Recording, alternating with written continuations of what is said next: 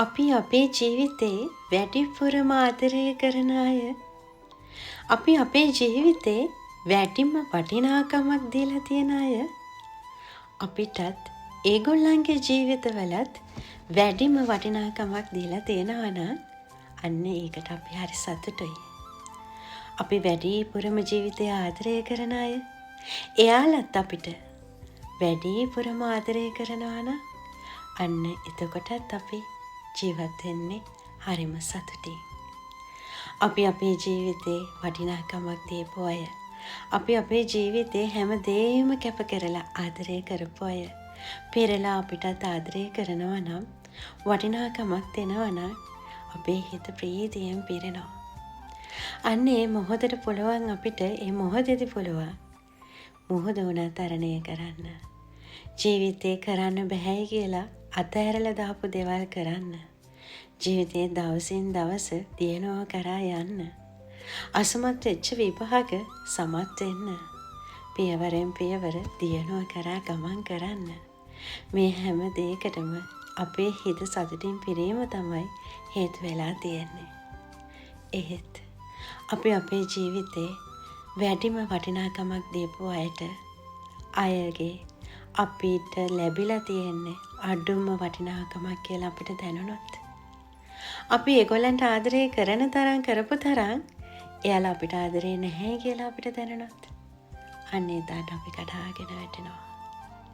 කිසිම දෙයක් කරන්න බැරුව අඩුම තරමේ කන්නවත් බැරුව ඉස්සරහට තිබ්බ අඩිය ආපස්සට අරගෙන අපි එක තැන නතර වෙලා කල්පනා කරනවා, විඳවනවා, අඬනවා. ජීවිතය පිළිබඳ කලකිරිලා සමහර විට ජීවිතේ විනාශ කරගන්නවා. දවසින් දවස දියුණුව වෙනුවට දවසින් දවස අපේ ජීවිතේ කඩා වැටෙන්න පටන් ගන්නවා. ඇයි අපි බලාපොරොත්තු වෙනවා අපේ ජීවිතේ වැඩිම වටිනාකමක් දීපු අය අපිටත් වටිනාකමක් දෙයි කියලා. අපි ජීවිතේ ගොඩාක් ආදරය කරපු අය ඒගොල්ලන්ගේ ජීවිතෙත් අපිට විශාල තැනක් දීලා අපිට පණ වගේ ආදරය කරයි කියලා. ඒ සියලු බලාපොරොත්තු, ඒ සියලු හැඟීම් පැතුම් අපේ ඉටු වෙන්නේ නැතුව යද්දී අන්න එදාට යම් විටකදී අපිට දරා ගන්න හරිම අමාරුයි. එවැනි අවස්ථාවකදී අපි මොකද කරන්නේ? ඉතින් ඔබ ඔබේ ජීවිතේ වටිනාකමක් ඕන්ට දුන්නා නම් ඕන්ට ඔබ වටින්නේ නැත්නම් ඔබ ඒ ගැන හිතමින් ඔබේ ජීවිතේ විනාශ කරගනිමින් දුක් වෙලා පළක් නැහැ නේද? ඔවුන්ට ඔබේ වටිනාකම නොදෙන නිසා ඔබ කළ යුත්තේ ඔබේ වටිනාකම තව තවත් වැඩි වෙන ආකාරයට කටයුතු කරන එක. ඔබ එක්තරා විභාගයක් අසමත් නම් ඔබ උත්සාහ කරන්න තව විභාගයක් සමත් වෙන්න. ඔබ ඔබේ ජීවිතේ ලස්සනට ඉන්න ඔබ සූදානම් නැත්නම් උත්සාහ කරන්න ලස්සන අලුත් ඇඳුමක් ඇඳලා ඔබේ රූපේ ලස්සනට තියාගන්න. ඔබ හොඳ රැකියාවක් කරන්නේ නැත්නම් උත්සාහ කරන්න. තවදුරටත් ඉගෙනගෙන හොඳ රැකියාවක් කරන්න. ඔබේ හැකියාවන් දක්ෂතාවයන් තුළින් දවසින් දවස දියුණු වෙන්න. එතකොට ඔබේ වටිනාකම චොට්ට ඉහළ යද්දී දිනකදී ඕන්ට වැටහෙවි. ඔබ වහිමි කරගත්තේ ඔවුන්ගේ ජීවිතවල ඔබට වටිනාකමක් නොදුන්නේ අපරාධි කියලා.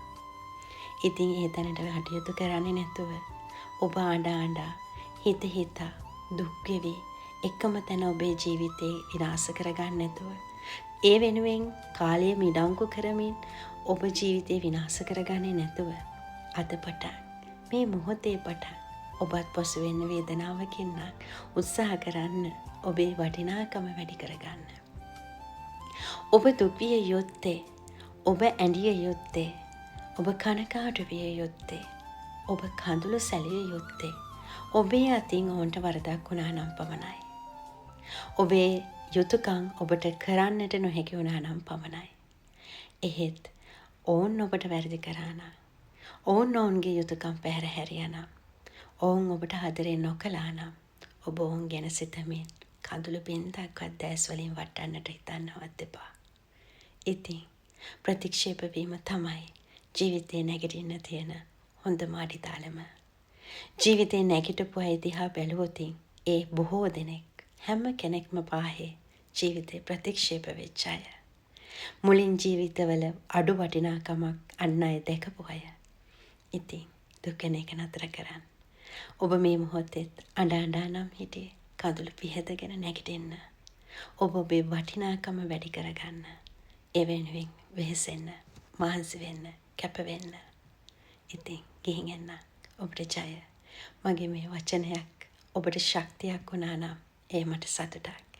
එහෙත් ඔබට මගේ වචන බාරගත නොහැකි නම් ඒ සෑම වචනයක්ම බැහැර කරන්න. ඉතින් ගෙහින් එන්න. සුබ දවසක්. අයුබෝවන්.